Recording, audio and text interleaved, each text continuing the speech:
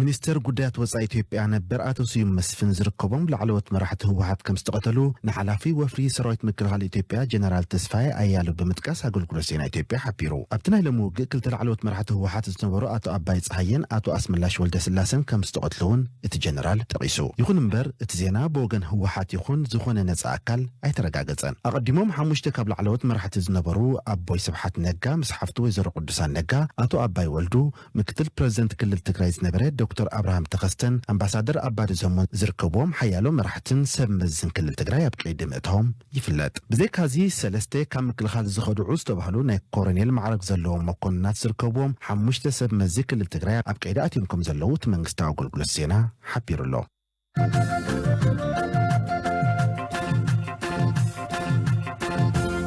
ንመሰል ናጽነት ፕረስ ዝጣበቕ ዶብ ኣልቦ ጋዜጠኛታት RSF ዝተባህለ ዓለም ለኻዊ ትካል ኣብ ልዕሊ ፕሬዝደንት ኤርትራ ኢሳያስ አፈወርቅን ካልኦት 7 ላዕለዎት ሰበስልጣንን ብዛዕባ ማእሰርቲ ጋዜጠኛ ዳዊት ኢሳቅ ኣብ ወርሒ ጥቅምቲ ገበን ኣንጻር ሰብኣውነት ፈጺሞም ኢሉ ዘቕረቡ ክሲ ኣኽበርቲ ሕጊ ሽወደን ውፅኢታዊ ምርመራ ምክያድ ከም ዘይከኣል ብምግላጽ ኣብ ጉዳይ ተኣስታት 20 ዓመታት ተኣሲሩ ዘሎ ጋዜጠኛ ዳዊት ኢሳቅ ኣብ ልዕሊ ሰበስልጣን ኤርትራ ክሲ ከም ዘይምስርቱ ሓቢሮም ኣኽባሪት ሕጊ ሽወደን ካሮሊን ዌስትላንደር ንኤፍቢ ኣብ ዝሃበቶ ርእቶ ብመሰረት ዝቐረበ ዳታ ገበናት ከም ተፈጸመ ይፍጸም ከም ዘሎና ኣምን ብምባል እንተኾነ ክሲ ክምስረትን መርመራ ክጅመርን ከም ዘይከኣል ገሊጻ እቲ ምኽንያት ጌራ ዘቕረበቶ እንታይ እዩ ንዝብል ኤርትራዊ ሽወደናዊ ጠበቓ አቶ ሙሴ ኤፍሬም ከምኡውን ኣብ ኤርትራ ዳኛ ናይ ቤት ፍርዲ ዝነበረ ኤርትራዊ ናይ ሕጊ ክኢላ ዶክተር ዳንኤል ረዘነ ንቢቢሲ ርእቶም ሂቦም ኣለዉ መጽናዕቲ ክወጽሉ እንድሕኮይነይ ወይ ነቲ ምርምር ከካይዶ እንድሕኮይነይ ናይ ምትሕግጋዝ ናይቲ ስርዓት ናብኡ ምኻድ እውን ስለ ዘድሊ ክሳቶም ምሳና ክተሓባብሩ ክእሉ እዮም ዝብል እምነት ስለ ዘይብለይ ክቕፅል ኣይደለኹ ትኽእል ኣብዚ ንዓይ ብጣዕሚ ድምገርመኒ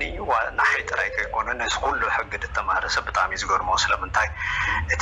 እቲ ገበን ዝፈፀመ ምሳኻ ስለ ደይሰርሐሲ ምርመራ ጠጠው ትብል ማለት ኣይኮነን ተኻላይ ምክንያት ዝህብዎ ዘለዉ ከዓኒ ሚኒስትሪ ወፃኢ ጉዳያት ብዲፕሎማስያዊ መንገድታት ፍታሕ ክረኽበሉ ነዚ ጉዳይ ይፍትን ስለ ዘሎ ሕጂ እውን ንሱ ብኡ ክርከብ ዝኽእል ፍታሕ ይሓይሽ ኢልና ንኣምን እዮም ዝብሉ ዘለዉ ሕጂ ዝኽልትዩ ምኽኒት እዩ ኣነ ዝብሎ ካብ ሓላፍነት ንምህዳም ዝግበር ዘሎ ዘረባታት ገይረ ክወስዶ የቐለኒ እቲ ካልኣይ ምክንያት ኣቕሪቦሞ ዘለዉ ከም ዘይሰርሐ ብግብሪ ሪኦሞ እዮም ኣብ ኤርትራ ከይድካ መርትዖታት ምእካብ ከድልየና እዩ ዝብልዎ ንዘለዉ ዝምልከት እውን ድሮ ካብ ኤርትራ ወፃኢ ብዘለዉ ሰባት ኣፍልጦ ብዘለዎም ሰባት ከምኡውን ብካልኦት ኣካላት ዝተኣከበ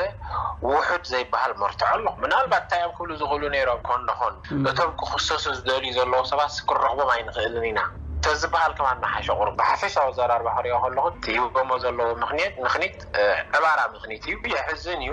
ፍትሒ ዝጎደሎም ሰባት ፍትሒ ከም ንኸይረኽቡ ዕንቅፋት ይኾኑሉ ኢለ ወስዶ ኣነ ዶብ ኣልቦ ጋዜጠኛታት ነቲ ውሳነ ኣመልኪቱ ኣብ መርበብ ሓበሬቱ ኣብ ዝሃቦ ምላሽ ኣብቲ ማሕበር ንጉዳይ ዳዊት ዝከታተል ጆርን ትምባክ ሓደ ጥርጡር መርመራ ክተሓብር ፍቓድኛ ስለ ዘይኮነ መርመራ ገበን ክቋረፅ ይግባእ እዩ ብምባል ኣብቲ ውሳነ ዘለዉ ዕቃበታት ገሊጹ ኣሎ ዶክተር ዳንኤል ቅድሚ 5 ዓመቱን ተመሳሳሊ ክሲ ቀሪቡ ምንባር እዩ ዝገልጽ ምክንያት ሂቦም ዓፅዮም እቶም ቤት ፅሕፈት ኣኽባር ሕጊ መሰረታዊ ናይ ፍትሒ ሕቶ እዩ ተላዒሉ ዘሎ ሽወደን ከዓኒ ዳዊት ኢሳቅ ዜጋኣ ስለ ዝኾነ ሓላፍነት ኣለዎ መንግስቲ ሽወደን ኣብ ርእሲ ዜግኡ ዘፈፂሙ ዘሎ ከቢድ ገበናት ከፃርን ክምርምርን ነቶም ፈፀምቲ ተባሂሎም ዝጥርጠሩ ብሕጊ እዞም ክልተ ክኢላታት ሕጊ ብድሕሪ እቲ ውሳነ ኣኽበርቲ ሕጊ ሽወደን እቲ መስራሕ ኣብ ቅዒዱ ኢልና እውን ሓቲትናዮም ነርና ክሳብ ሕጂ ዘለና ገምጋም ይግባይ ክበሃሎ ክእል ነቲ ውሳነ ጥርዓን ክቆርበሉ ክእል እዩ ከምኡ ክኸውን ዝኽእል ኢለ ከዓ ዝግምቶ ተስዒቡ ዝመፅእ መስርሕ ነቲ ጥርዓን ዘቕረበ ኣካል እንታይ ክገብር ይኽእል መስለካ ናብ ኤሮፓዊ ኣካል ከየክሓልፍ ይኽእል ዳዊት ኢሳቅ ኤርትራዊ ሽወደናዊ ጋዜጠኛ ኮይኑ ኣብ 2001 መንግስቲ ኤርትራ ንናይ ውልቂ ጋዜጠኛታትን ብጉጅለ 15 ዝፍለጡ ላዕለዎት ሰብ መዚ ኤርትራ ናብ ዝኣሰረሉ ምስቶም ናይ ውልቂ ጋዜጠኛታት እዩ ኣብ ቀይዲ ኣትዩ ኣብ ፈለማ ወርሒ ጥቅምቲ 2020 ባይቶ ኣውሮፓዊ ሕብረት መንግስቲ ኤርትራ ንዳዊት ኢሳቅ ብዘይ ዝኾነ ይኹን ቅድመ ኩነት ክፈትሖ ጠሊቡ ነይሩ ኤርትራ ግና ነቲ ጠለብ ብሓፈሽኡ መርዛም ምትእትታው ክትብል እያ መልሲ ሂባትሉ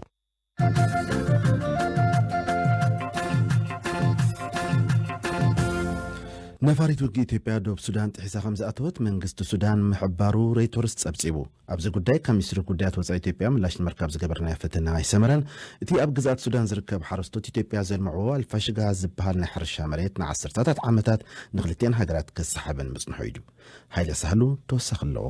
ኣብ ቀረባ ኢትዮጵያ ወተሃደራታ ካብቲ ኣልፋሽጋ ዝበሃል ብወገን ሱዳን ዝርከብ ቦታ ክትስሕብ ሱዳን ምጽዋዕ ይዝከር ኣብ ዝቐነ ኢትዮጵያን ሱዳንን እዚ ናይ ዶብ ምስሕሓብ ናብ ወጥሪ ዓሪጉ ነንሕድሕደን ይካሰስ ኣለዋ ሚኒስተር ጉዳያት ወጻኢ ኢትዮጵያ ሰራዊት ሱዳን ሓረስቶት ናብ ዝርከብሉ ግዝኣት ኢትዮጵያ ብምእታው ሃብቲ ዘሚቶም ብምባል ይኸስስ ወሃቢ ቃል ሚኒስተር ጉዳያት ወጻኢ ኢትዮጵያ ኣምባሳደር ዲና ሙፍቲ ነቲ ናይ ዶብ ምስሕሓብ ብሰላማዊ መገድን ምፍታሕ ልዝብ ኣብ ዝካየደሉ ወራር ተፈጺሙ ኢሉ ሱዳን በወገና ሚሊሻታት ኢትዮጵያ ኣብ ምብራቃዊ ሱዳን ኣብ ዝርከብ ዞባ አልቁራይሽ መጥቃዕቲ ከም ዝፈጸሙ በመግላጽ ነቲ ተግባር ኮኒናቶ ሚኒስተር ጉዳያት ወጻኢ ሱዳን ነቲ ካብ ኣምሓራ ብዝመጹ ዕጡቋት ጉጅለ ተፈጺሙ ዝበሎ መጥቃዕቲ ማሕበረሰብ ዓለም ከጻርዩ ጸዊዕ ኣሎ ሱዳንን ኢትዮጵያን 750 ኪሎ ሜትር ዝነውሓቱ ዘረኸበን መሬታዊ ዶብ ኣለዎን ኣብዚ ሰሙን ሰመዚ ሱዳን ሰራዊት ኢትዮጵያ ብዝኸፈትዎ መጥቃዕቲ ደቂ ኣንስትዮን ህፃንን ዝርከብዎም 6 ሰባት ከም ዝተቃተሉ ገሊጾም እዮም ኣብ መንጎ ክልቲአን ሃገራት ዘሎ ጎንፂ ብፍላይ ድማ ካብ ዝሓለፈ ዓመት እናዓረገ መጺኡ ብደርዘናት ዝቁጸሩ ሲቪላትን ወተሃደራትን ተቐቲሎም ብኣሽሓት እውን ተመዛቢሎም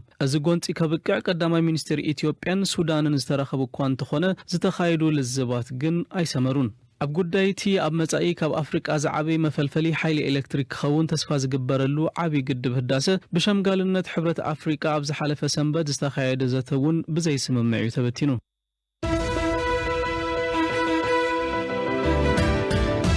كبرى سمعتي تكتاتلو زلخم فنوري دي بي بي سي وكاب زم بصعب حاصرت زينات هزعلت كسمعكم اسرائيل هبل عليا بسوريا زركو بايران زدقوا عطوقات ناير متقعت خمسه كايدت منغستاو غلغلو زينا سوريا غليصو ابتي مبرقاو زوبات استفصم دبداب بزعبا زورد خساره كن ايتحبرن بوحدو 14 وتهدرات زركبهم لعلي 55 موتو صبصبات حبيرهم الله تابق صالي تمساسالي متقعت التكايد اسرائيل كن ذهبتهم مغلصي يلن اب امريكا تانكو بفدرال نموت تفردت تفريدا خصبت صنحت غوالن ستيتي ليزامنت غومري ربع وغحتا فردا تفصيمو لعلوي بيت فرد امريكا تبين كفصم دحر موسانيا ليزا بيت ماسرتي انديانا بمرفق تقتيلا غوال 52 عامت ليزا بكل تشحن 4 حنتي بصحت ورحز نبرت سبيتي بمحناق نتي ام حصنا زنبر عشلاوصيا بمسراق قبلنيا كناس لاسترخبتيا اب كل تشحن شوعتن نموت تفريدا كوباينا تشاينا سينوفاك زفريو كتابة كوفيد 19 بيت فتنتات برازيل تفتشو 5.4 مئتاوت وتسعيتاوي كم زغونة تقليزو اتي كورونا فاك تبهايلو تسوع كتابة ابستفلا لي هاجرات بستقبره فتنة استفلا لي وسيتيو اريو ابزع الفورحي تمرامرت تركي 9.1 بخلت مئتاوت وتسعيتاوي يقبلون كلو كابلون مع تجميرا كتابة التهب اندونيسيا دما 65.3 مئتاوت وتسعيتاويو إلا مكرملين بمنقاف زفلت ابز حلف ورحنا حاز استمرزه كلفان أليكس نافالين اب روسيا كم زملس ناب روسيا كم زملس افليتو تي اب سربيا تمرسو اب جرمن كحكم صنح سمي تقامي كقتلون فتينهم جناحوي روسيا هاجريا موسكو دما كتما بمبال ن10 شعات تطري ناب هاجرو كم زملس قليصو ناي مرمرا غازطنياتات نافالين بتكال دحنت روسيا كم استمرزه يم زغلصو 4 كينياوያን ንጥፋት ሰብኣዊ መሰላት ኣብ ፊት ኤምባሲ ኡጋንዳ ብኬንያ ተኣሲሮም እቶም ንጥፋት ኣብ ልዕሊ ተቃዋሚ ውድብ ኡጋንዳ ብፖሊስ ዝፍጸም ጭካኔ መግለጺ ንምሃብ ምስተኣከቡ እዮም ኣብ ቀይዲ ውዕሎም ኡጋንዳ ጽባሕ ሐሙስ ፕሬዝደንታዊ ምርጫ ከተካይድ እያ